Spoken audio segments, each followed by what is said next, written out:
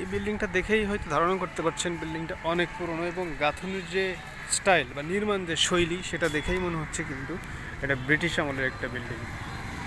এবং এতটাই পুরনো, ব্রিটিশ আমলের বিল্ডিং যেহেতু অনেক পুরনো, এবং এখানে যে একটা সাইনবোর্ড মতো ছোট একটা বোর্ড দেখা যাচ্ছে, বিজ্ঞপ্তি নোটিশ বোর্ড, এটা দেখেই ধারণা করা যাচ্ছে এটা একটা প্রত্নতাত্ত্বিক একটা নিদর্শন, সংরক্ষিত পরিচিতি।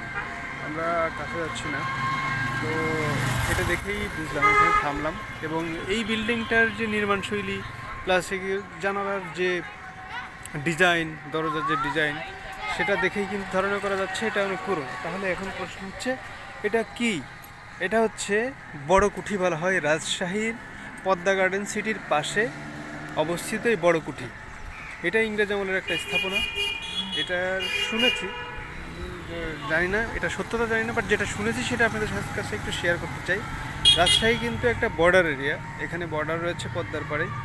তো এটা নিচ দিয়ে নাকি সুড়ঙ্গ ছিল, এই সুড়ঙ্গ দিয়ে নাকি ইন্ডিয়া চলে যাওয়া যেত। আমি জানি না কতটুকু সত্য, যেটা শুনেছি সেটা আপনাদেরকে বলার একটা রিজন রয়েছে। সেটা হচ্ছে আপনারা যদি এই সম্পর্কে কোনো তথ্য জেনে থাকেন, এর সত্যতা বা এটার ভুল কোনো কিছু আপনাদের জানা থাকে, তাহলে নিশ্চয়ই কারেকশন করার সুযোগ হবে এবং সত্য জানার সুযোগ হবে, এই জন্য আপনাদেরকে জানানো।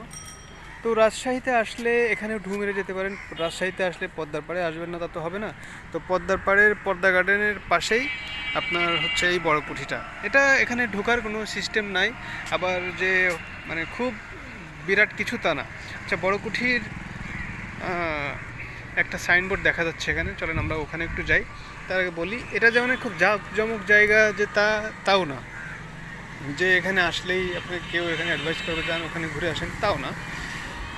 কিন্তু আমার কাছে এই বিষয়গুলো খুব মানে আগ্রহের, যে সংরক্ষিত পুরাকীর্তি বড় কুঠি, প্রত্নতত্ত্ব অধিদপ্তর, সংস্কৃতি বিষয়ক মন্ত্রণালয়। একটা ব্যস্ততম সড়ক, রাস্তা পার হওয়াটাও ঝুঁকিপূর্ণ। আচ্ছা, এখানে বেশ কিছু তথ্য কিন্তু দেওয়া রয়েছে। বড় কুঠি প্রত্নস্থল, প্রত্নতত্ত্ব। আরে বাবারে, আচ্ছা, গ্রীষ্মকালীন পরিদর্শনের সময় লেখা আছে অবশ্য, তার মনে ঢোকা যায় এখন। আচ্ছা, তাহলে একটু ইনফরমেশনটা দেখে নেন। কখন কবে, এপ্রিল থেকে 30শে সেপ্টেম্বর পর্যন্ত কখন কয়টার সময় এখানে ভিজিট করা যায়, এবং 1 অক্টোবর থেকে 31শে মার্চ পর্যন্ত কখন ভিজিট করা যায়, সেটার ইনফরমেশন কিন্তু এখানে দেওয়া রয়েছে। তো চাইলে এখানে বড় এসে ঘুরে যেতে পারেন রাজশাহীতে আসলে, আশা করি আপনাদের ভালো লাগবে।